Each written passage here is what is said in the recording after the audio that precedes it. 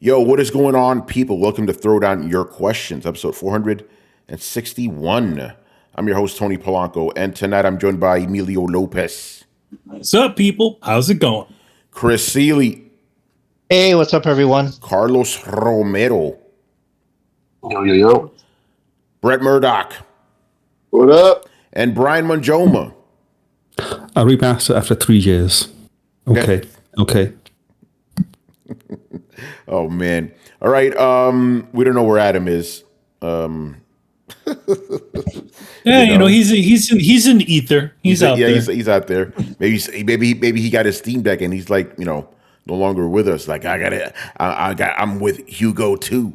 Well, I mean, that's a few days of setting up, because of all the stuff that he had to do on the previous one. So. Yeah, remember that? Yeah. So I don't think he got it yet. But yes, Throwdown has returned, and I'm going to say this up front.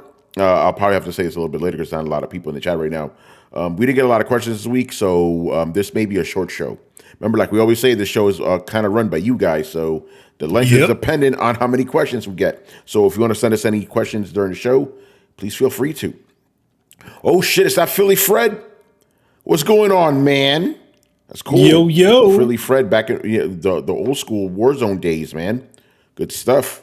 We've met Philly Fred, too, at Comic-Con a couple of times. So yes, we have. Good stuff. Speaking about meeting, ran into means like it was accident. I linked up with Carlos yesterday, at the barcade. Cool. Good times, nice. Yo, man. Met some new people. Yeah, man. Yeah. Feeling good, man. You still sound a little bit stuffy there. Yeah, he's good. No, well, I don't know how I sound here, but Tony can attest. Yeah, no, you sounded fine. It's just a shitty mic. Yeah, it's just a shitty mic. Fuck this mic. No, but Carlos was good, and it was just fun to be seeing Carlos just talking to like my work friends like he's known him for years. It's a testament to I hang out with good people. Carlos is a social butterfly. I can see him definitely talking to those folks. Yeah. He got to meet my friend Gabriel Zamora. That guy's a character. Oh, yeah. Good dude. Yeah, he's cool. He's cool, man. Damn. Yeah, we hit up Shake Shack afterwards. I haven't seen him in a while, so it was good to link up, Yeah. Cool stuff. Yeah, got to rant. Also, talked to one of my other friends. He used to be at the office. He got laid off. I told you guys about that before the show. And then I am not kidding. As I got off my stop, I ran into another guy that used to write for Tom's Guy that was also laid off. Like, oh, small world. Even though it's not a small world, he lives in Astoria, but still, So it was good to see him for like a split second. That guy, So yeah, good stuff. All right, so we're gonna go with questions, but again, if we don't get any more extra gaming questions, this will be a short one. Real quick, another shout out to Philly Fred for subscribing. Appreciate it, man. Yeah. Darth Knock Ganar. I think that's a new name. Hello to you, sir.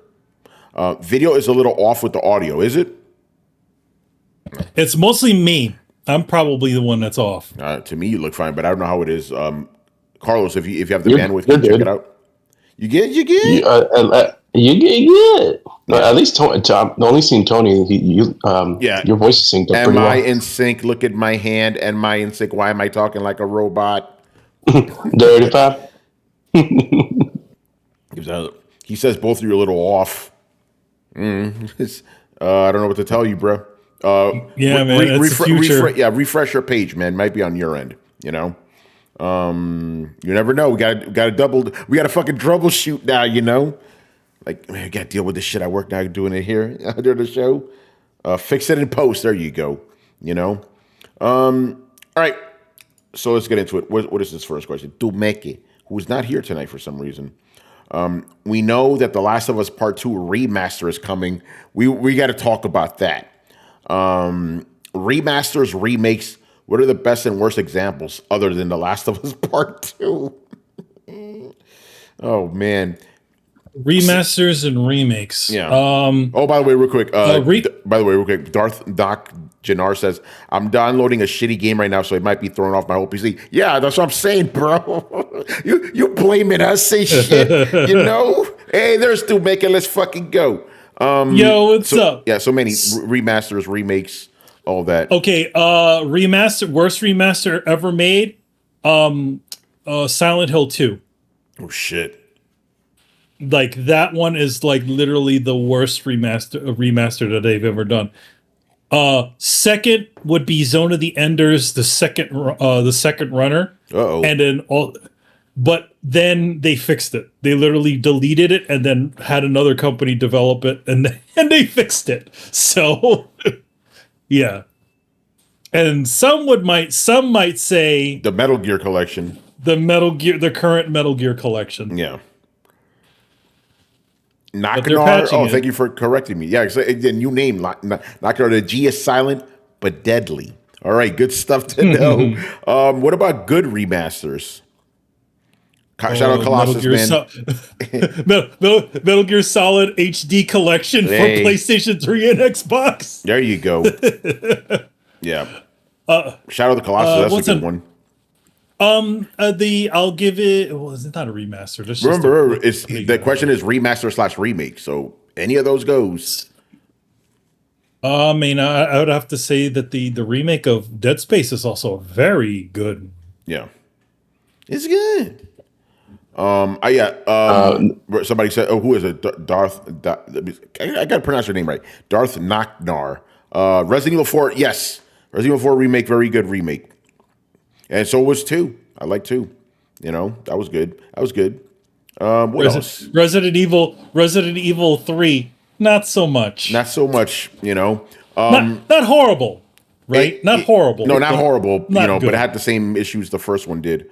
Well, no, it was even worse because they pulled out all the guts of the unique thing that game had, which was the Nemesis kind of following you around. No, they still have that. It's just scripted.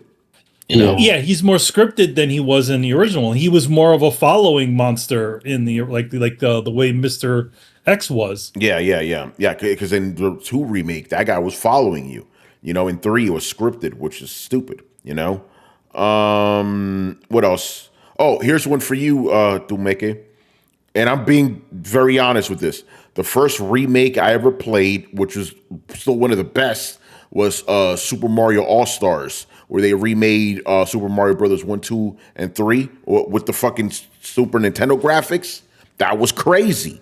You know, that's still one of the best ones. That's got to be one of the first remakes ever made, man. Like, was that a remake? I thought that was a port. I didn't know that they redid that. No, they redid all the graphics. That was a remake. Yeah, because remember they took the three Nintendo games and remade them with Super Nintendo graphics. I didn't remember that they were remade. I mean, I had all the original Marios and Mario All Stars, which is why I'm like, how did I not notice those graphics got updated? Maybe I just got used to the shit. Yeah, no, like once you play, I was like, okay, I can't go back to the originals now. Yeah, they had all. It had all the bells and whistles that the Super Mario World games had. Yeah, Brett, look it up. Look up a video for us. I believe you. I couldn't go back to the original. I sold my NES for a Super NES, and I got Mario All Stars, and I'm like, cool, we good. Yeah, but yeah, that fantastic remake right there. There's been a bunch of other ones. Metro Prime Remaster. I never played the original, so I wouldn't know. What about? I'll just go down the line here. Chris, I'll jump to you. We haven't seen you in a while. Favorite remasters, remakes / most hated remaster remakes. Just go off. Well, the best ones I actually played recent, like Resident Evil 4. That was fantastic. I couldn't believe it. And Dead Space, like one after the other. Dead Space remake was fantastic. And I was more faithful. Like if you wanted a faithful remake, almost faithful. Like I have a few issues. Oh. Other than that, but the overall experience, the combat, everything, perfect. They even fixed like how he moves in zero gravity. I kind of like how they redid that. So that's great. And Resident Evil 4, even though with the story changes and stuff, I like what they did there. Kind of and improved the relationships with people, changed how some of the things interact. I still think awesome remake. Resident Evil 2 is masterful. Yes. The Resident Evil 2 remake, that was masterful. The worst remakes, I think the Grand Theft Auto collection was terrible. Especially San Andreas. Right? Yeah. Oh man. Yeah, that was total shit. They They did a remaster of Warcraft 3 that was totally fucking broken. Oh. And wait, I was thinking of something else. When Ubisoft did the Turtles, Turtles in Time I remember reshell, that. Yeah. that shit sucked. Like they fucked that up. The music was terrible. The graphics. I was like, what the hell is this? I'd rather go back and play the old one. Yeah. So those are the worst I can think of off the top of my head. Trash. Like, really bad. And Manny already mentioned Silent Hill. How they fucked that up. Oh my god, horrible! It's so. We'll see how good the remake of Silent Hill 2 goes. All right, make a comment. I don't have faith that Bloober Team can pull that off. Considering what happened with the medium, I don't think that's going to be very good. I'm just saying, I don't know. They could surprise me, but if the medium was their love letter to Silent Hill, that's a pretty piss poor love letter. That you got that the gig to redo Silent Hill 2, doesn't give me much confidence. Man. Yeah, I don't know. It's give me PT, man. There's quite a bit. Not even remake. There's quite a bit of, you know. Make it. There's quite a bit of Silent Hill fans that don't have a lot of faith in what Bloober Team is going to be able to do. Oh. So we shall see. I mean, to be honest, the whole damn thing is right there for them. All they need to do is just, do it. But who knows? Yeah. All right, Carlos, get in here, man. One of the best remakes that is more recent is Final Fantasy VII. Oh yeah, it's kind of like a remake with a twist. Yeah, it was really, really well done. Also got to give a shout out, Manny. I'm pretty sure Manny would say this. Gravity Rush remaster for the Vita. That was good. Yep, it was really well done for the Vita. It worked perfectly there. For the 4 one when they brought it over from 4. Yeah. Mm-hmm. And going to the worst, you guys know this. I talk about this every year. Master Chief Collection, an abomination of a remake. Even though at the end, after several years, got damn near a decade, it now works. But at launch day, not so much. It was pretty bad. Yeah, that was pretty crazy. But it's crazy because because like now it's cool. Like we played it. It was good. It was good. It's good, but when it came out, and even years after it came out, they had so many issues. It was most of the time it was damn near unplayable. Hey, Chris. Yo. I'm surprised you didn't say this one. Demon Souls. That was a good one. Oh no, that was masterful. It's a positive. No, you stole Brett's one. You're right. That was fantastic. It's just in recent memory. Like I played back-to-back horror games with Dead Space and Resident Evil 4.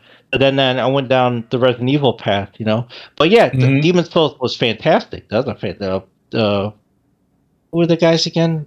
Blue something? I don't know. Blue Point. The guys who did the other one we mentioned, Metal Gear Solid HD Collection, the original. And Shadow of the Colossus. Yeah, Shadow of the Colossus Remastered. Yeah. Yeah. Fantastic job with that one too. All right, Brett, get in here before Manny steals any more from you. But you guys already tapped on all mine. Okay, fair enough. Brian. You know me. I don't really do remasters, but the only remaster I have bought is Burnout Paradise, which was really clean. Oh, yeah. EA, come on, just hurry up. Yeah. What about remasters you don't like? Again, you guys already spoken about the San Andreas and GTA ones, which were just awful. I don't even understand how they even exist. But again, I don't really know of many that are like quote unquote that bad. It just seems to be most are just badly timed. So I can't really speak on that. But yeah, those ones are just awful. A stain in history now. Yeah. And again, since we do have time for it, I want to ask you guys, what are your thoughts on, The Last of Us 2 remake? Just in case you don't know, it got leaked, right? and then it was officially announced the next day. Obviously, to get ahead of it. And by the way, Brian, shout out to you. You called this shit like a year ago, or more or longer ago. So I want to get your thoughts first. Well, it's not really much thoughts on it. It's just a case of, well, firstly, it was just so obvious given that Naughty Dog hasn't really released a new game in the last 10 years, apart from, I think, Uncharted 4 and The Lost Legacy. Everything they've done has been remake and remaster. I mean, Last of Us 1, and then they did the remaster, and then they remade that, and then they did the Uncharted collection remastered, and then they did Last of Us 2, and then remastered that. So it's just why? Because everyone already says that the PS4 version looks good as it is, so I don't understand what they're going to add to this. Plus, also begs the question. Well, I can look it up. They listed what's going to be on it. So let's look it up. Keep talking. But then what they added just sounds like DLC, kind of, not really remaster worth. I mean, at the same time, we still don't know about factions, so hence. What is going on? How is it that we're getting this before we get factions? It's such a weird world we live in. And I even joked with you guys that at this rate, we're going to get Last of Us 3 remaster before we get Last of Us 3.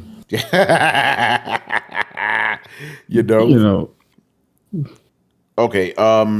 Damn it! I got to go back to the tweet because Sony does have it on their blog, but that tweet that Wario64 put out, it was bullet points, man. It was great, So let me look for that. But like I said, I'm done with this franchise. I'm sick of it. But Brian, you already know what's going to happen next year. Oh yeah, this is going to be Game of the Year. Coming back. Yep. No, the Game of the Year. Game of the Year. You already know. It's going to be up for nomination. Did Last of Us 1 Remastered get nominated? Yeah, it's gonna. I'm not sure if it did or not, but it is gonna be nominated for something. I mean, they do have a remake category now. Well, it just so happens to be that Resident Evil 4 remake is on Game of the Year list conveniently. Oh yeah, there you go. Yeah. There you go. Brian, and as we talked about, they created this adaptation category. This is just, our speculation, or your speculation, but I agree with you that they created this list, that category, so they could nominate the Last of Us TV show because Druckmann's going to be on to accept, Man of the Year, or whatever the fuck it is. Flex Achievement Award. So I agree with that. So I think next year this will be. I don't know if it's going to win Game of the Year, but it will absolutely be nominated for Game of the Year. It's going to happen. Here's the question. So, when did they haven't announced Last of Us season 2, have they? Not to my knowledge. I'm not sure about that. Not to my knowledge. I'm wondering if by the time this thing drops, that new season will be coming. It got renewed, didn't it? Yeah, it did. Yeah, so. They're probably waiting to, just leapfrog the news off. I mean, it'd be the smart thing to do. I don't like it. Last of Us 1 came around the same time as the Last of Us TV series, right? Maybe a month off, right? Something like that. So who knows? Yeah. Anybody else have any thoughts on The Last of Us? Actually, hold on. I still want to list off all the quote unquote features. When it comes to The Last of Us, for me, I was done by after 1. I felt like that was a good enough ending for me, and I didn't need to go any further. To be honest, very cool and detailed that world is. It's also a world that I don't want to keep going back into. It's too depressing, man. A world that's just all just bleakness, and I just feel like, it's the same issue that I sort of have with Death Stranding as well. Not looking forward to going to that wasteland. Oh, Manny, you don't want to go for a jaunt in that fun little. You mean in the post-apocalyptic where a bunch of ghosts come and explode, where dead bodies explode and cause nuclear explosions? So yeah, that's perfectly great. Yeah, well, it's the same way. Like you want to play Senua Sacrifice again? No. I mean, I was one. go. I usually it's like a one and sort of done. I'm like, I get the experience out of it. I thought it was good for what it was, but do I really? Is that a thing that I want to grind trophies for? Not really. Especially since how stingy they are with trophies in those games. You know. Oh, in the Last of Us games, oh yeah, they're stupidly like my first playthrough on Last of Us Part 1. Well, now it's called Part 1. But the original Last of Us, that one, like I think it was like 3% or something like it was like a really low, like I don't know, 12 or 3. I can't remember. It was really weird. So because they were all like combat trophies. Real quick, Tony. Is the remake going to be PS5 exclusive? Yeah.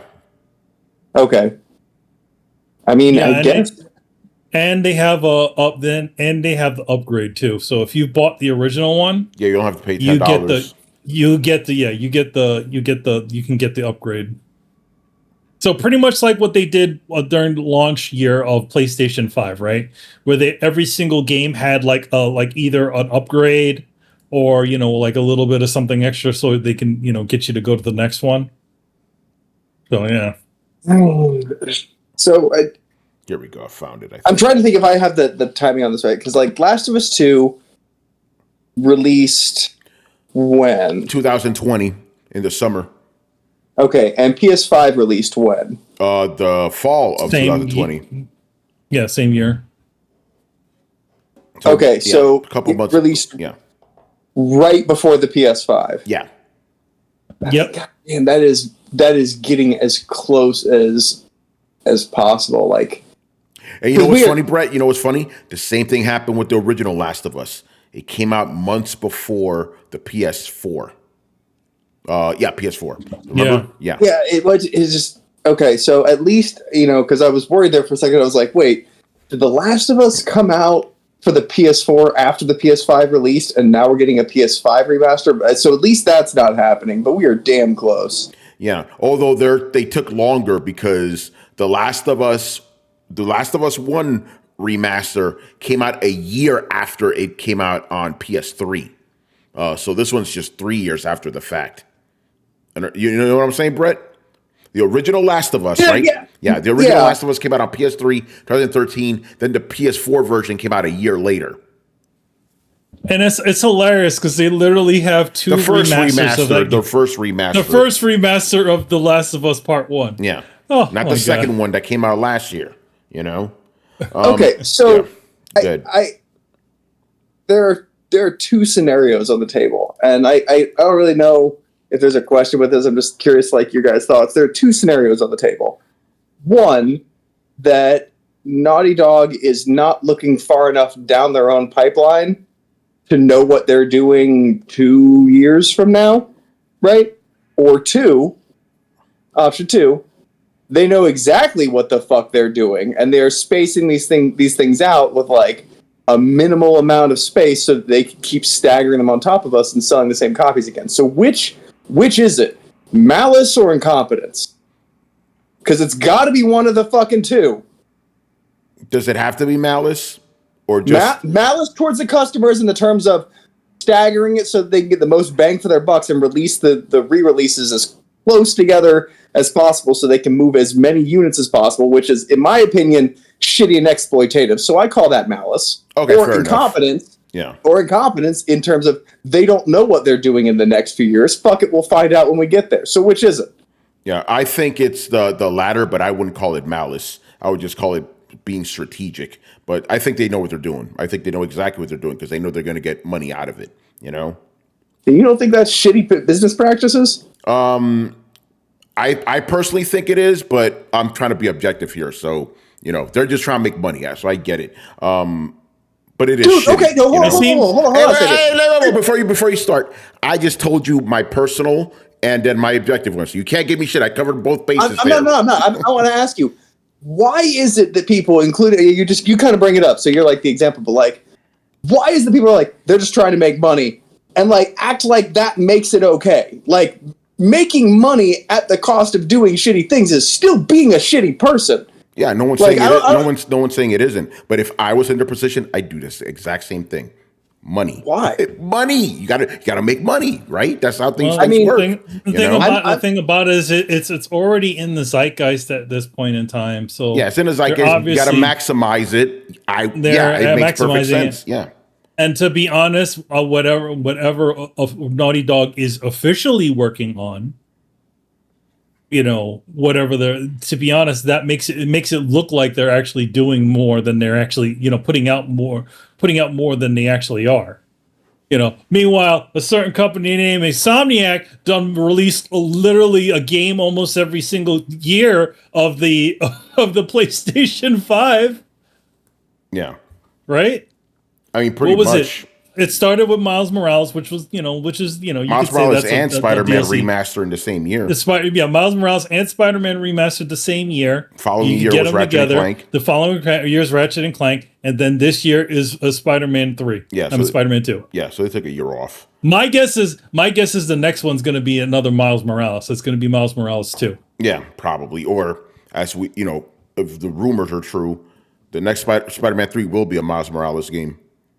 I mean, for some reason that bothers me less because I'm like, at least you're still, you're making quote unquote new content. I mean, it's reutilizing a lot of the same assets, but at least it's still something that's technically not the same thing again. Yeah. And again, like nobody's being forced to buy this, so I don't know why I just kind of view it as like exploitative behavior because like nobody's forced to do it, but like I still view it as kind of shitty behavior. Maybe that's just me.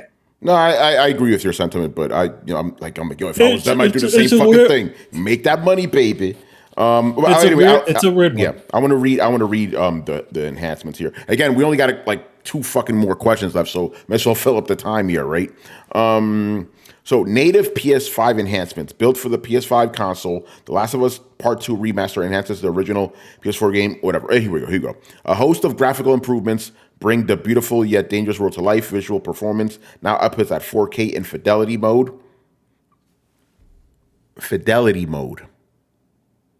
True 4K? No. Just roll it back here. Fidelity mode. That means there's probably a performance mode that's not in 4K. Which means, I know. Most performance modes are not in 4K anyway. No, I noticed that, but I just want people to understand that this is going to be a game that's going to be running at 30 frames a second in 4K, just like all the other ones. All right, improved loading. But what's up? Hold on. Is it true 4K? I don't know. It doesn't say anything here, Brett. I'm just listening. Okay. Well, it just says 4K. It could just be an upscaled one. That has a huge difference. If it's upscaled versus native, that's a big fucking difference. If it's native 4K, all right, it's kind of impressive. If it's upscaled 4K, go fuck yourself. Yeah. Again, I'm just reading the fucking shit here. Improved loading times, full DualSense wireless controller. Okay, whatever. Okay, here's something interesting. No Return, a roguelike survival mode. So that is new.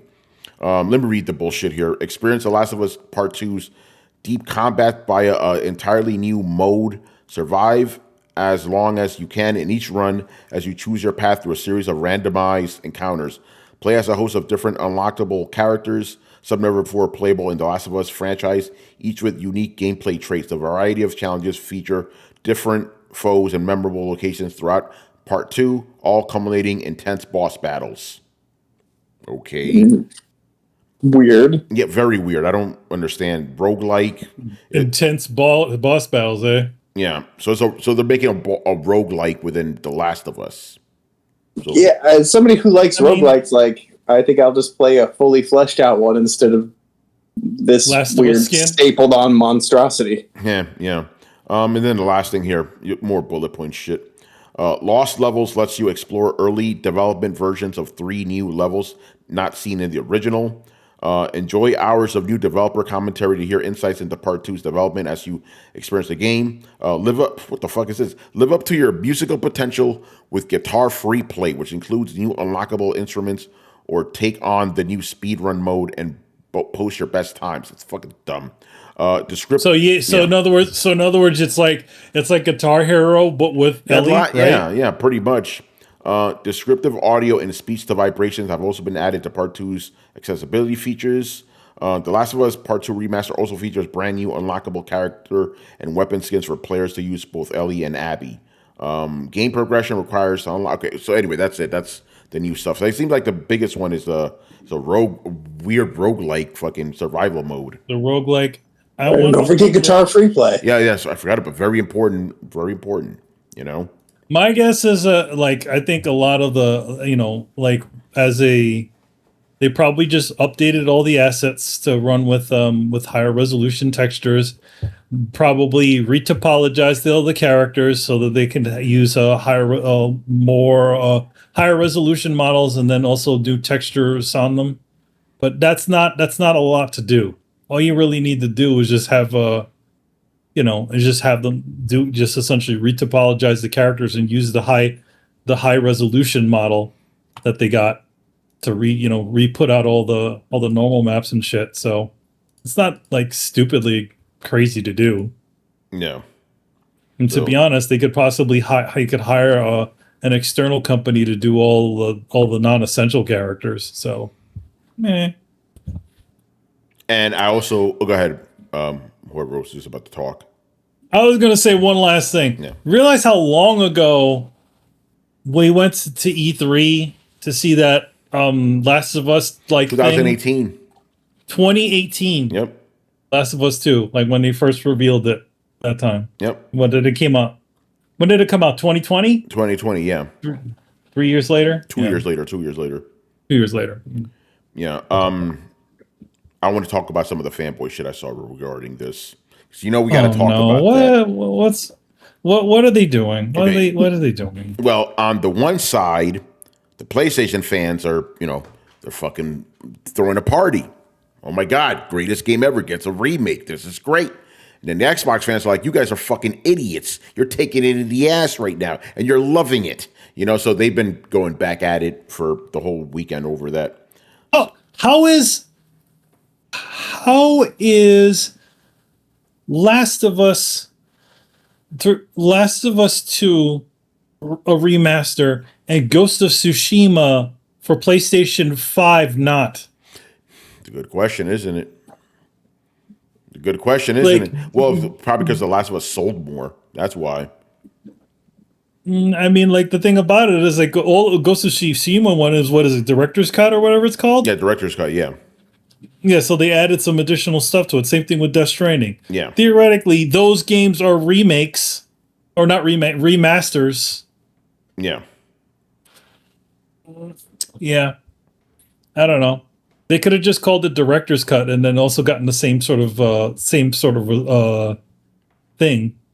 So I don't interesting. know. The thing we talked about this before is like Director's Cuts, remasters, like they're kind of interchangeable in a way, Yeah, it is interchangeable. I mean, it's just essentially creating an artificial need for a new SKU.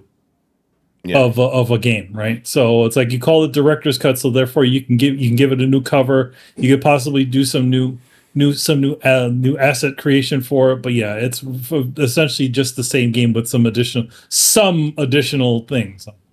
Here's how I'm going to start to look at this. I'm going to start to look at this the same way I look at like animation, right? Like in animation, you can do all kinds of, like, if you find like original Teenage Mutant Ninja Turtle cells, right? And you like re-photograph them, re-upload them, digitize them, add some digital commentary, all that good stuff.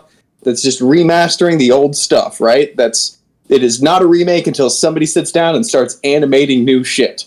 And I kind of view gaming the same way. Like this is a remaster. Sure, you updated stuff, you updated some graphic stuff, but like, did you produce new assets? Because it doesn't really sound like you did for the most part, other than the like roguelike kind of thing. By the way, they're calling this a remaster. It is. Yeah. Yeah, I think remaster is accurate. So that's what I'm saying. Yeah. I think remaster is very accurate. Yeah, it's accurate. Remember with Last of Us Part 1, the remake? That's a little sketchy right there, Yeah, that one's a sketchy one because officially, if it was a remake, then you should have all the control aspects of Last of Us Part 2 inside of 1. Yeah, They didn't. All they did was they just added a couple of new little little things here and there, and that's about it. So officially, it's just a remaster. Pretty much. And you heard how they justified it being a remake, right? They said, oh, we took all the original assets from the PS4 and remade them for the PS5. It's like, okay, bro. No, all that is just they just remake. Yes, you can remake assets and all that stuff, but that's officially like it's not new stuff. It's literally just the same old assets, just essentially re-arted and because if you think about it, you remember that Ratchet and Clank game that came out years ago? Yeah, the one that was based off of the movie. That game took a bunch of stuff from the original Ratchet and Clank games, and all they did was they just re-arted it and made it look prettier. Yeah, but for the most part, it's funny because they didn't call that one a remake or a remaster. Ironically enough, no, they just called it Ratchet and Clank. But that game reused a bunch of environments and things from the original game, and then they put a bunch of new artwork on it. Plants and all kinds of grass and all kinds of effects inside of like that, and then they reused the Ratchet from the previous game. Yeah. So. Yeah, there you go. All right, next question here, also from Tumeke. This one's funny. If you were a good little boy all year and got to write to Santa, what would be in your ultimate gaming Santa sack? That sounds kind of sus. These could be 10, you could choose 5 items from across all of gaming. Say what now? Basically, like, what gaming presents do you want for Christmas? Santa's list from Santa Claus. Yeah. What games would you want from Santa? Or gaming anything? Gaming anything. Man, a copy of Snatcher for the Sega CD. If you all who are game collectors know, Chris knows, he saw how much that shit was. Just getting a copy of Snatcher, like the disc, is like $900 or $700. So getting a complete copy of Snatcher, it's like $1,200. Yeah. Something getting that would be great. Let's see.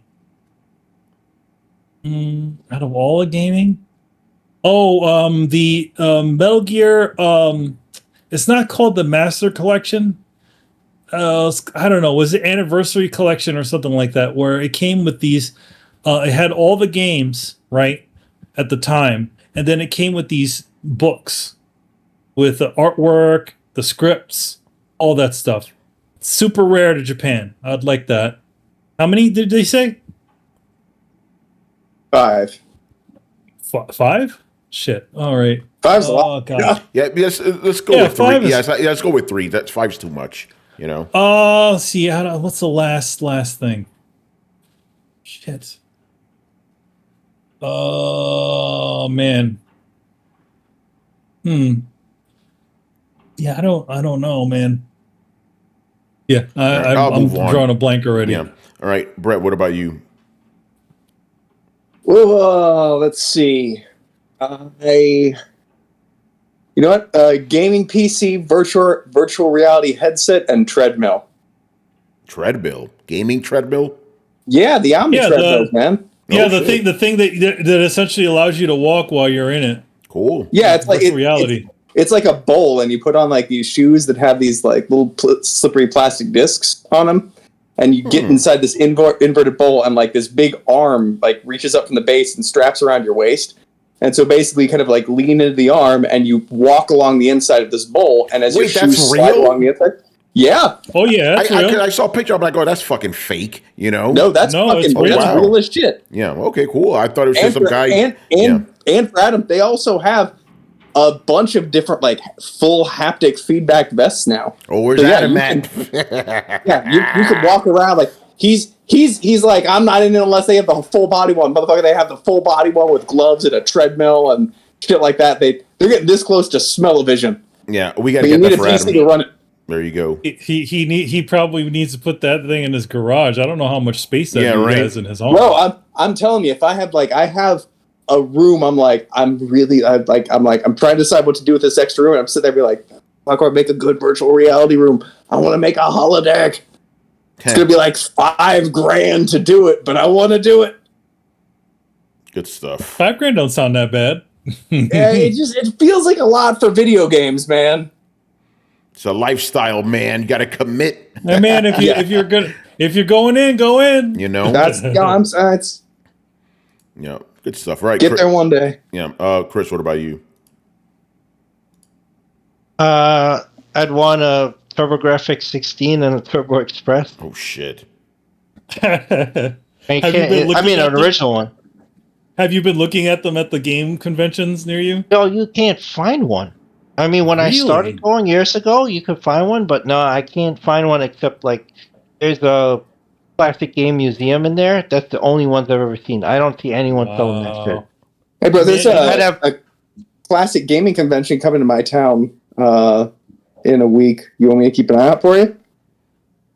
No, I'm all right. I'm just saying this is the Santa wish list. I appreciate it though, because I know they would be like outrageously expensive, and you'd have better luck finding a Saturn than a TurboGrafx. I swear, man. Like after the pandemic, like during the pandemic and like after, like all gaming stuff has gone crazy expensive. Oh yeah. So that would be those would be two big ask, and the third one. I'm trying to think. I don't know. I guess if I could get an original copy of Rondo of Blood to play on the TurboGrafx 16, that would be great. So those are my three. Yeah. Carlos. Yeah, I'd go with a souped up PC, the most expensive one you can get, with an ultra wide 4K monitor, and an NES. Since my brother kept the family one, need to get that. And for my last one, no, let's say Zelda, Legend of Zelda, Link to the Past, gold cartridge. One of those. Let's do that. All right. Brian. You guys already mentioned most of it, so I don't know. I've got nothing left. Yeah. For me, the first thing that came to my mind is like, I'm an adult. I could just buy whatever the fuck I want. But I'm trying to be in the spirit here. If I had a bigger space, I want like an old school Metal Jesus style game room. That would be fun. But that would going in and asking for the whole room. Yeah. So no, but literally, a big ass fucking apartment. So I could put gaming shit in there. There you go. And then you do your YouTube right in front of you. You have your wall of games in front of you. All right behind me. And then of course, like I said, the most fucking expensive gaming computer you get. Again, I could probably just do it now, but it's like, hey, it's a present. Cool. I did that last time. I'll probably do it again. What happened, Brett? What about shit that money can't buy? Like a dinosaur? No, like an unopened dinosaur? original inbox version of Earthbound. I don't care about that, but I like what you're thinking. You would need magic to find. Yeah. I don't know, like maybe some like long lost Capcom art book or something. Signed copy of Metal Gear Solid 1. Panzer Dragoon Saga. Yeah, I have Panzer Dragoon Saga though. I have it. Which was the one that was stolen from you? Was Panzer Dragoon? Oh no, all the games that were stolen from me were Capcom games. Isn't that interesting? And I know who did it too. So do you. This guy out of all the games I owned, he only stole the Capcom games. Didn't steal nothing else. But no, I owned Panzer Dragoon, so I'm good. I also own two Sega Saturns, so I'm also good on that end. I didn't know you had two. I have to remember the black one you had. I have two black ones. They're both black. What about? Yeah, they're both black. No, but the second one I didn't buy. Somebody gave it to me. So extra. Oh, was that from Mike? Probably. But I have two Sega Saturns. So yes, yeah, a gaming room would be fucking the shit. CRT TV, original consoles. That'd be dope. You see that the Digital Foundry did some featurette on this Sony HD CRT television from years ago. Yeah. and like he was playing pretty much every single game on there, and they look great because you don't see any of the anti-aliasing issues. The latency is all better. It's pretty cool. Yeah. Blitz, what do you mean by that? Man, for a bunch of longtime gamers, this is painful. What are you talking about? Is it because you want some of this stuff? I don't know. I'll wait for him to answer. You got to realize, like, at least, like, Tony and I, like, this is what we do, man. Like, that Tony is a professional in the field, ancillary to gaming, and, like, this is his life. He can literally, like, he doesn't have any kids to fucking buy shoes for. He can just do whatever the fuck he wants. Yeah. Like the kind of shit that usually holds people back from making their dreams realities, like, in really fucking up Tony's life. And same goes for a lot of us. Yeah, no, you're 100% right about that. It's like, again, I'm not saying, oh, I can afford it because I make so much money. No, it's just because I don't have a lot of money to spend on. I don't go out. I don't do anything. I maybe go out once a month to go drinking with the homies and shit. I think the most money I spend, like, frivolously is on takeout food. So I'm like literally, I could just spend like $800 right now and be like, whatever, Like, yeah, actually, Tony as a matter of fact, Tony, when I went to Connecticut the other day, Mike was like, "Oh, Tony, your share of the hotel's $500." I was like, "Okay."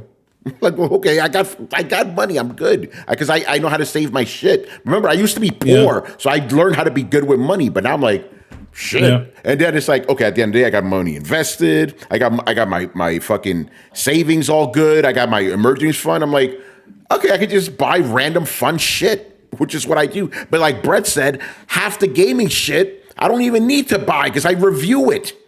So I'm good, And again, not having kids, man, that is such a blessing, man. I don't have to worry about nobody else. It's just me, It's a good life, man. I just buy whatever fuck I want. It's awesome. He's not like me. He's not like me and Chris. We have the vices of these shells behind us. Though I'm sure you don't buy as many figures as you used to these days, right, Chris? Yeah. Bliss says it's hard. Oh, he goes, it's because it's so hard for some of you to think of anything. Oh yeah, no, I mean, that goes, again, I'm an adult. I have money. I'm good. I don't have to wish for something. I could just buy it. I'm good. I buy expensive ass fucking anime DVDs. I'm like, oh shit, this thing's been out of print. $200? Okay, I guess I'm paying $200 now. Fuck, this Godzilla movie's been out of print. $200 Blu-ray, I'm buying it. Like, I'm good. I don't need to wish for shit. I can just buy it. You know? Let me put it this way, right? Like, when the news for the Steam Deck dropped and everybody on this panel went, oh, a gaming thing I want. Yeah. How many people bought it? Adam. Adam's the only people who bought a Steam Deck. I thought you were talking about the OLED. Yeah, we all, except for Manny, we all bought that shit. Yeah, everybody bought it. In a podcast where people are like, "Oh, it's a gaming thing I want," we all just bought it. Nobody wished for it. We all just bought it. Yeah. I mean, the thing about it, like for me, it was like at the time I was quite poor, and at this also the same thing. Time was like this. I'm not much of a PC gamer.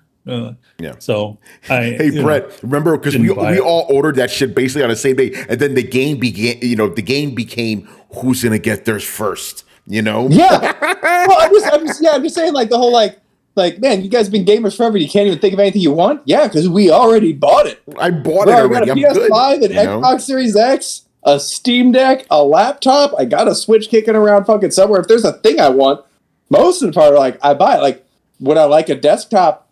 Sure, yeah, but like again, it's more along the lines of I don't think it's sad because it's not that we don't want things, it's that we've already bought them. So like, yeah, it's for the reason that we are gamers and have been around for fucking ever that we don't have an answer to these questions. Yep. Like it again, like I've been a gamer since I was like 3. I've had the chance to go back and buy the shit that I want, even the shit that I wanted to buy that I missed out on the first time. I've been an adult long enough, because I'm fucking old at this point, to go back and buy the shit that I didn't get during childhood previous to now. Like, there's nothing left to go back and get, really. unless it's like obscenely expensive or new. Like, and it's I guess it's kind of a sad statement. Yeah. By the way, Blitz, we're not saying we bought everything. We bought everything that we would want. There's a difference. Not everything. We obviously don't have every single piece of gaming merchandise ever released in the history of mankind. We're just saying, and again, think about it like this. The youngest of us is in his mid-30s, right? We're old dudes. We got money. You know? That's what happens when you get old, you get money. You accumulate money. That's just how it is. So yeah, I like that question. That was good. It let us know that we're doing all right, you know? Because you're right, Brett. When that Steam Deck got announced, nobody hesitated. Like, let's get that shit, you know? Instantly. It was awesome. Yeah, like everybody on the panel, day one, we're like, oh, I heard about this thing today, and then I bought it. Yeah. That's how it is, you know? I mean, I don't even need the fucking Steam Deck OLED. The only reason I didn't buy it is like, oh, Tony, you have one in the office. Chill. I could easily just buy this shit if I want, you know? But you got to be responsible with stuff, too. You got to be responsible with money so you can buy the things that you want, you know? It's not just money. I want to throw it out there. Like, it's not just money. Right, but like you are talking to like a bunch of hobbyist gamers, right? Like for those of us that have families or girlfriends, like fuck, Rachel would have supported my gaming habit and did 100%. Like we've built a life where gaming is important to us, so it's higher on the priority list for us just being our main hobbies. Also helped that Rachel was a big ass fucking gamer like all of us, you know. Well, and that's what I'm saying. Well, and that's what I'm saying. Like Chris is allowed to buy video game stuff. Kristen is a hardcore gamer, you know. Yeah, and that's my point. Like, and his girlfriend and his wife is. Yeah, his wife. His wife. Yeah, not his girlfriend anymore. You know. Yeah, not his girlfriend. That's unless like Chris is old. holding secrets, you know. Oh no! Oh man! Shout out to Kristen, man. Good stuff. It's still to be honest, it's still weird to say. Oh, the wife? Like, you married? Yeah. Excuse me? You married? Like, you got kids? Yo, Chris, you married? You got a children? You got children. That's I should have done. Shout out to Danny Pena and Rihanna. They had their first kid, Yvonne. So shout out to them. Baby. Woo! Yeah. Good stuff. Yeah. Tony, I want the model. Wait. What's up? Let's go. Wake up there. Well, you just make sure we don't do it in front of them. Yeah. You don't want to wake up the kid, you know. Philly Fred says, I want the Tesla Model Y. You want that fucking polygonal car from Virtual fucking Racing? You want that shit? That's what the car looks like to me. No, there's that, isn't there that the it's not the Tesla, it's a Japanese car. Remember that had PlayStation stuff inside of it? They announced it during like CES. It was like a PlayStation car. This year? It wasn't this year. It was maybe the year before, like 22. Yeah. It was like Sony had teamed up with one of the Japanese car manufacturers, and they had like a PlayStation car, and the car had like these things that could make the color of it change and all kinds of stuff. I should have thought I dreamed that. Yeah, man. All right, let's move on here. Toon Medic. Mr. Michael Santiago. Is there such a thing as the Xbox tax for Microsoft when it comes to reviews and recognition at the Game Awards? We talked about this on a Thursday show, so you could refer to that, you know. We had a lengthy discussion about that, so refer to the Thursday episode. Your answer is yes. Oh, there is an Xbox tax. I think we did agree that there is. But for good reason, because Xbox hasn't, they've had a spotty history. No, Xbox doesn't have benefit of the doubt because they haven't earned it from their customers. Yep. It's as simple as that. They haven't earned it from customers or the gaming media. So, yeah. So, we discussed this on a Thursday show, and I thought that was a good discussion. Even though some of you guys in the chat were yelling at us the whole fucking time, I still don't understand why, We were literally saying Xbox releases shit games, so you guys were mad at us. Don't get it. All right. And the last question of the night, Mr. Kiss Shack. This one is a leftover question that is for Brian specifically, and I forgot that it was there for a while, so I brought it back. So Brian, get ready for this one. I'll start reading it. Okay, here we go. What is it with Brian's hatred of prolific voice actors like Nolan North, Troy Baker, Laura Bailey, etc.? I don't understand it. Voice actors are a small, tight-knit community that also share a union, which they then recommend each other for voice acting roles. Suppose I were looking for a voice actor to fill a role in my own game. Why wouldn't I hire a union member who is guaranteed to be very professional and good at their job compared to some non-union member for whom I have no guarantee on how well they'll perform? I also never see this type of backlash compared to non-English voice actors, which seems hypocritical. Brian, this is a question for you, so you go first. Okay. Why is that a question for Brian? Because Brian was, Brian's very vocal about this stuff, Oh, okay. All right. Yeah. Do you know how there's like the term Jason Statham film? How like you just see like a trailer and say, "Oh look, it's a Jason Statham film." Why?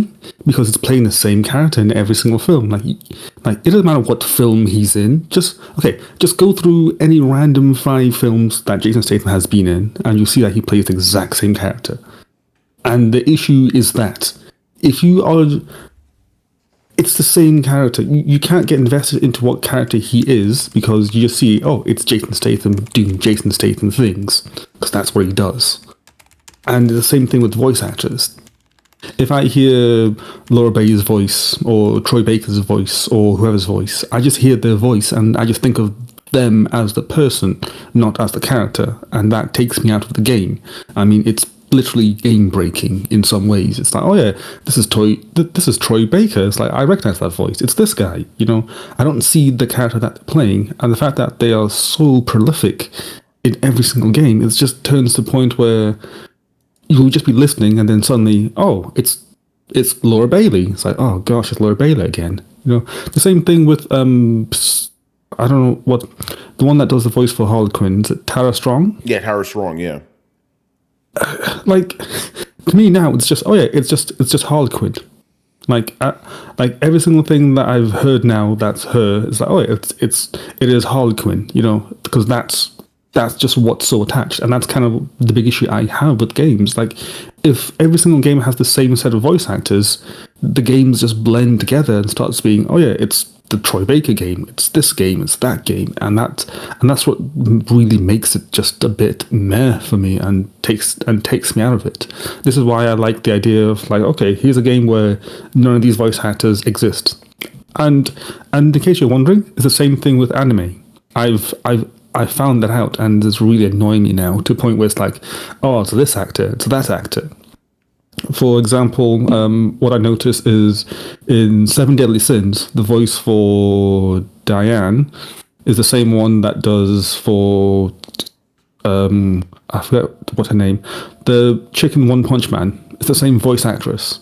And when I was watching 7 Deadly Sins, I was like, oh, it's her. And instantly, I was taken out of it. And I don't like that. No matter what medium, no matter what it is, I don't like that. I can't get invested if it's this guy or it's that guy. And it's probably the same thing now for most MCU actors. Like, you go watch them and it's like, oh yeah, it's that actress or it's that actor. It's Captain America, it's Spider-Man, it's this, it's that. I mean, go back and watch anything with Hugh Jackman. You can't not see Wolverine when you see Hugh Jackman. And that's kind of the issue I have. And again, with voice actors, you can get away with being different people because, again, it's just their voice. It's not their face. It's not tied to anything. And plus, with voice actors, you can get them put on accents or be different actors. This is what takes me out of Yakuza, the new one, because I just hear it's Yong Ye's voice. Like, I don't see Kiryu, I hear Yong Ye, and it's like, it feels like what's it called? When they do one of those like abridged shows, it's like I'm seeing the characters that I know, but the voice is something slightly different, and I can tell it, but it's trying to be what it is, what's not. And when they change Vegeta's voice, never forget.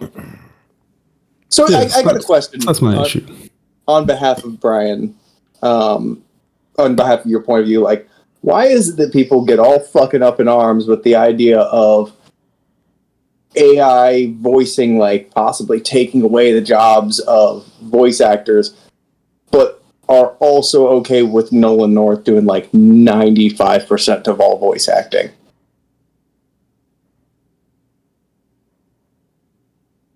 Brian?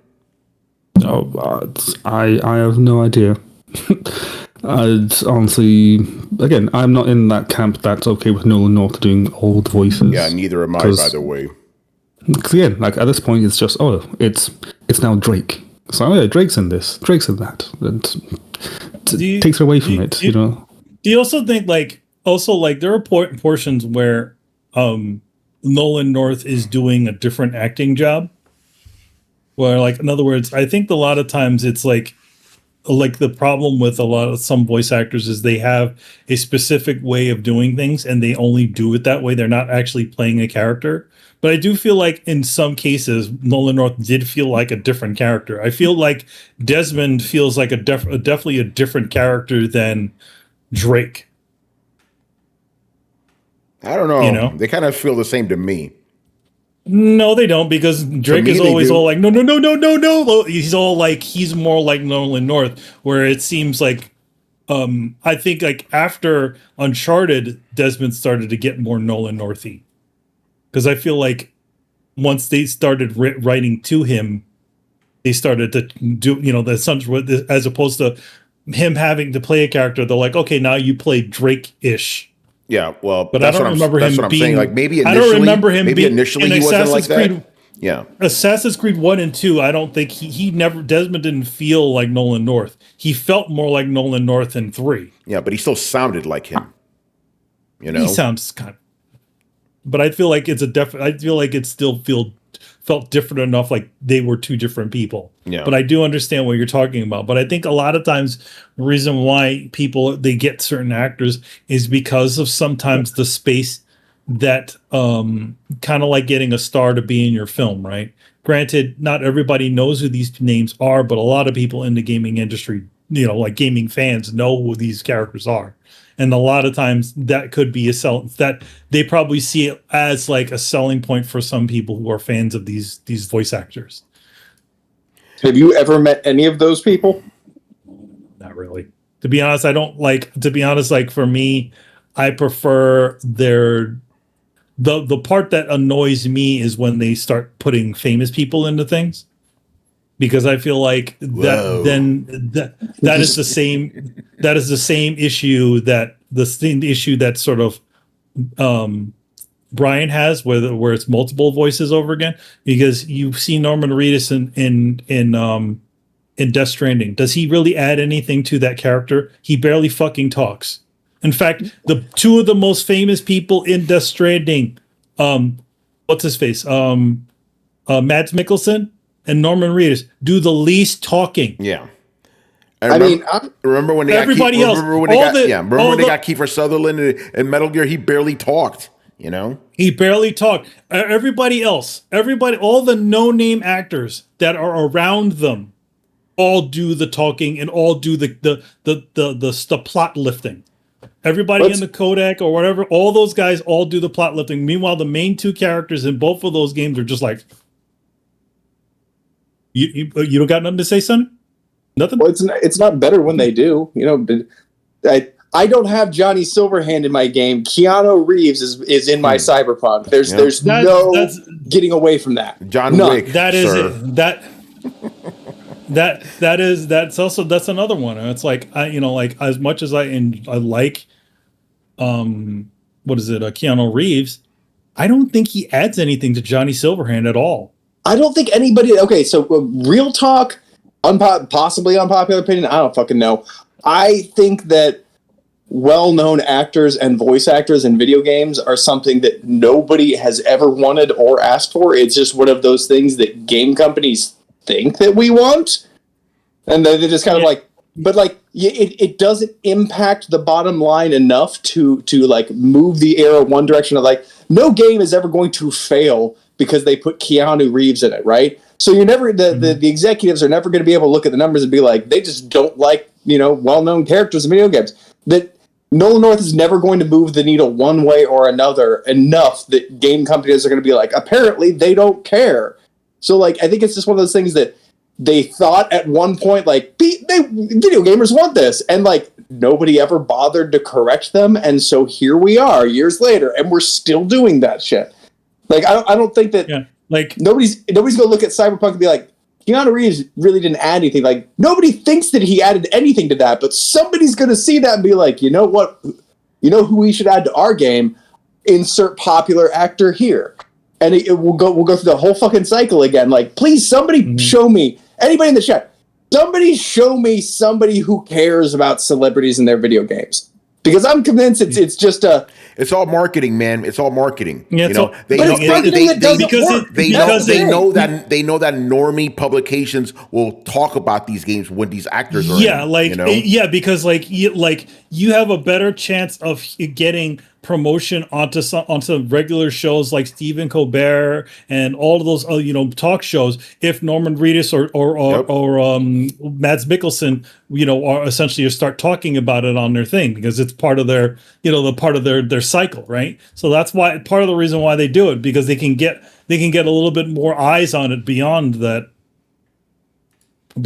just the beyond just the usual stuff, the usual gaming audience. Oh God, such a terrible reason.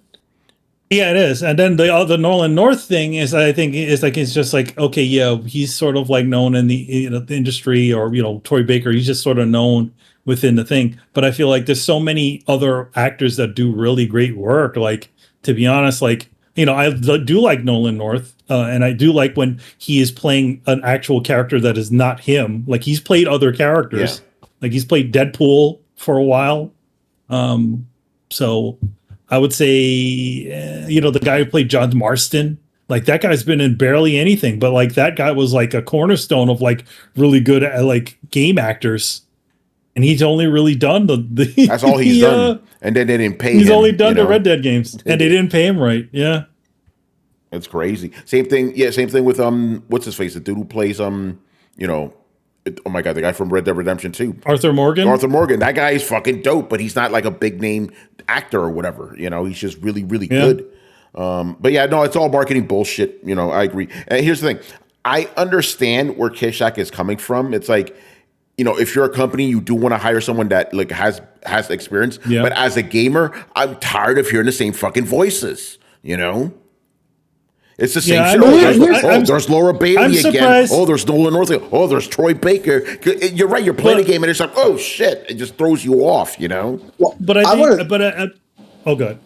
I just want to throw in there like the assumption that I'm going to get somebody from the guild because they're going to be good and professional. Like, that is a false assumption. Like, somebody who's been in unions, sometimes they're harder to fire, and some of the most fucking ridiculously painful people to work with, right?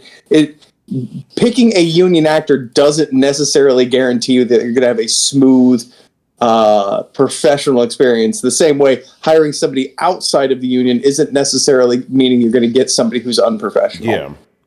I mean, the thing about it, like union and non-union, there really isn't that bad of a difference. I worked on a show that was non-union, and that's how, for years, that was the Ninja Turtles cartoon. A lot of anime is also non-union. A lot of video games are non-union. So you're going to get quality actors. It's just how the pay cycle works, as opposed to, that's the big difference. And obviously, if you're a union show, you can't, a show, as I mean, is in, project show. If you're a union show, that means if you have a union person on the show, you need to have a whole department of, have a whole acting team that's all on union. So I think like you're not going to get bad work, to be honest. It's just a matter of like, if the decisions that you need to make, like, okay, you're obviously, if you're not a non-union show, that means you could just, the non-union shows don't pay nearly as well as the union shows do. There's also a mandatory amount that a union show actor has to get paid. So there's a lot of reasons that maybe a company may go non-union just for budgetary reasons, and also people from other countries. A lot of the anime industry, if you ever did any research, it was all done in Canada. X-Men, the famous one from the 90s, that was done in Canada. Evangelion, Canada. All that stuff was all done in Canada because they could get the big companies over here could get an actor, pretty as trained as anybody here in the States, just in another country. They just have to make sure that they they have a lot of staff that's up in Canada, and that's how the what do they call it, the Canadian subsidy works. So you have a certain amount of Canadian staff on there. You have a bunch of Canadian actors. The Canadian government gives you a nice little stipend. So, and this is for a lot of things. This is for films. This is for movies. Everybody's favorite Spider-Verse, Canada. Damn Canadians. Here's the thing: United States isn't giving any subsidies to push any sort of and push the arts over here. So you couple in how high the Canadian dollar is currently, and then the Canadian government giving you a stipend. Shit, yeah, bring it over to Canada. Yeah, it makes sense. Yeah. All right. Anything else you guys want to say about that last question? Yeah, I just want to say that I'm in total agreement with what you guys say about celebrity voice actors. It's kind of the same thing with like, oh yeah, it's that character. Like Idris Elba in Phantom Liberty. It's just Idris Elba. Like again, he's a great actor. I love his stuff. Yeah. I don't think there's anything that he's done that I don't like. Again, there maybe is, but not that I've seen. But even then, I was like, again, Johnny Silverhand, I was kind of okay with, but then that's literally like my limit of okay is like I'm kind of okay with it. I'm just not against it as much, The one performance in a video game that I thought was actually really legitimately good from a famous actor was Willem Dafoe in Beyond Two Souls. Like, granted, it is Willem Dafoe, but he at least he looked like he was literally putting in some decent work in there. What was that game by Rockstar? The one with the LA Noir, where they did all the facial mocap stuff. Yeah. Oh, yeah, all the guys from Mad Men, right? That was interesting to watch. Yeah.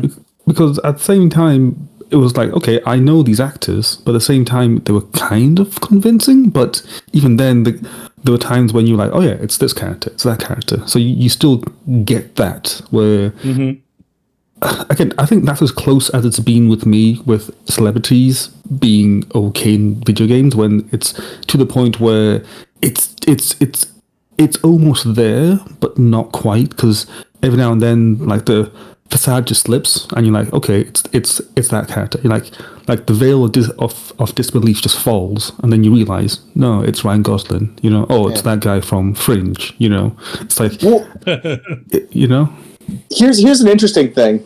It doesn't have to be that way, because it's only by making them like so close to their basic models, vocab models, that kind of puts us in that situation, right? Like the guy who plays Gollum also played Caesar from, Planet of the Apes. Yeah. Yeah, played a bunch of other famous stuff. But because he never has the same face, you don't recognize him. And like you could do a lot of the same thing. Like even if you look at things like Horizon, like the mocap actress that they use versus the Aloy that they came out with, completely different people. So you don't have to have, like, you could have Willem Dafoe play a really good character that doesn't even look like Willem Dafoe, and you don't necessarily realize is Willem Dafoe. The only reason I think it works so well in Cyberpunk, because it does, it's definitely Keanu Reeves, but it also works, and I think that's because Johnny Silverhand, in the context of the story, is also a famous person.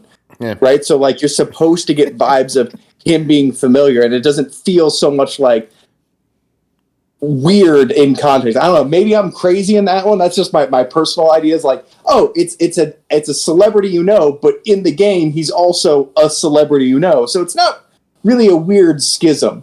But I think for the most part, it can be done. It's just, especially if you're doing like big name movie actors in a video game, you would have to make them not necessarily look like themselves. And then according to a lot of the people, like, what's the point of hiring them?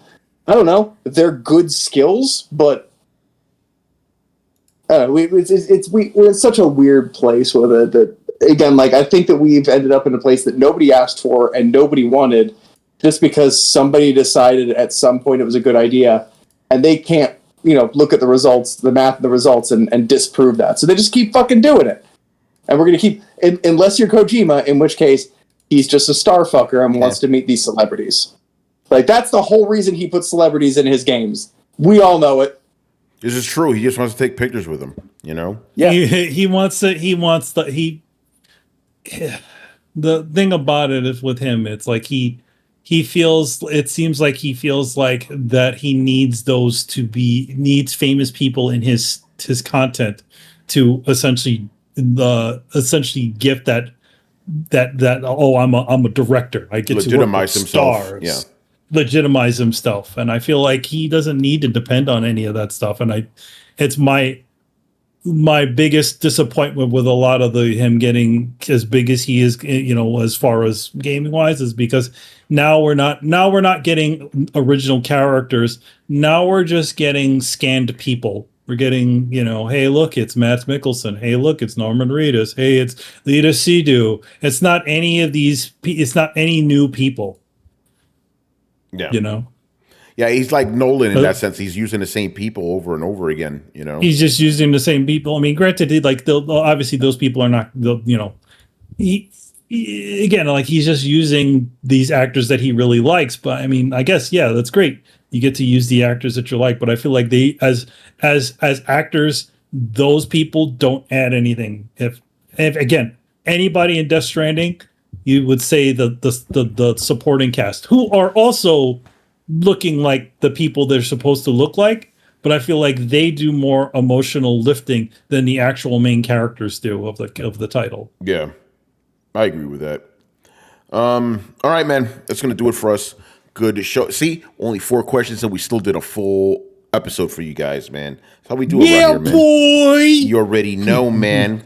All right, just a heads up, some house, is that what it's called? House cleaning, Throwdown, we're going to be on Wednesday because Thursday is Turkey Day, so same time as always, 10:30 p.m. Eastern, but on Wednesday, and I may be in a different location, and by that I mean I will be in a different location. Going to be going to the mom's house for turkeys. But the show will be coming. Hopefully some good stuff happens between, now and then, so we could talk about. But regardless, we'll be there. And what other stuff? Over on the Coalition, we have a new episode of the Invincible podcast. Brett and I were on it. So was Carlos and Dana. We had a good time talking about Invincible, episodes 2 and 3, and Carlos isn't here right now, but go check out I Am Negan on the Coalition.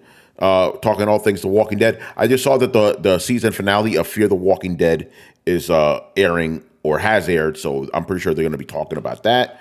I still think that show was unnecessary, but all those spinoffs are unnecessary in my opinion. The Walking Dead became unnecessary after season 4, but I'm not on that show, so I probably shouldn't be talking. But I'm Negan good, Walking Dead bad. There you go. Comics are good though. Read the comics; they're good. Read comics. Read good comics. Don't read shitty comics. Let me stop before I go off. Read manga. Yeah, do that. Yeah, read that. I don't even like manga. And I'm telling you people to read that shit. May as well, because fucking American comics, they give you what you want. Fucking embarrassing, man. And Manny, as you've said, the French comics, those guys are doing their shit too. Been doing it for decades. No, European comics are like, those are seriously the GOAT, like literally able to make legitimately good content for adults, not adult content like nudity, but really good stories. I could name you a bunch of them that are just amazing stuff from years past. Just don't if you're into comics, be into comics, not just superhero comics. You don't need to constantly be looking at the Spider-Mans and all that other stuff. Those are good enough video games and movies now. You can go across the ocean and get something that's really legitimately new and interesting. Man, I bought this box set of Elric comics, originally made in France. Fucking gorgeous, man. Looks good. Beautiful books they make over there. My guess is probably all watercolor painted and it's still drawn and everything, but it doesn't look like an American comic, which is nice. They'll usually because they spend a lot of money on spend a decent amount of money on printing. You'll see that they'll have painted, not fully painted, but watercolor painted things or ink washes, or they'll literally put really in the work. If you ever heard of a book called Black Sat, it's a beautiful looking book. So. Yeah, it's there's really good stuff out there. You don't need to just live in the realm of American superhero comics. There's so much more out there. Yeah, I was watching, not to go off topic or whatever. We still got a little bit of time. I've been watching this 3-hour documentary that this one guy did on YouTube about the history of EC Comics, and he really brought the point home of how the American comic industry before the fucking comics code had literally every genre available, right? And after that, you couldn't even have comedy comics after this bullshit. The only thing that could survive was basically superheroes. Meanwhile, in Europe, they didn't have to worry about that bullshit. So, in France and all these other countries, they just comics are not even a key thing. They're just something you read. They were allowed to evolve beyond just childish power fantasies, right? Yeah. Like every genre got killed because of the comics code bullshit. But I feel like that's what happened when in the 80s. A lot of people like Frank Miller and those guys started looking across the ocean. Yep. They started also looking at guys at Alan Moore and all those people looking at all this really great content coming over, also from Japan too, and and sort of infusing that with the comics of that era. Yeah, exactly. So yeah, like Manny said, go elsewhere to read comics. You ain't getting any good ones over here. At least with the superhero stuff. There's still some good stuff here. You just gotta dig for it. All right, man, that's gonna do it for us. So make sure you follow Throwdown on Twitch and Twitter. Join the Discord where the conversations and the rumors are always popping. You can also find us on every podcast app. Throwdown Show, 2 words, Throwdown Show. Throwdownshow.com to listen to past episodes. And if you have been watching us on YouTube and enjoyed the videos, make sure you hit like, subscribe, and hit the bell to be notified of when our premieres go live. Links to everything down below. Once again, I was your host, Tony Polanco, and tonight I was joined by Emilio Lopez. See you next time. Chris Seeley. Hey, take care, everyone. Brett Murdoch. Deuces. And Brian Majoma. I guess that we're never going to get a Bloodborne remake or remaster. We get 2 fucking remakes of The Last of Us, but we don't even get one of the okay, Sony. Anyway, we'll see you guys on Wednesday, man. Later. Peace. Laters.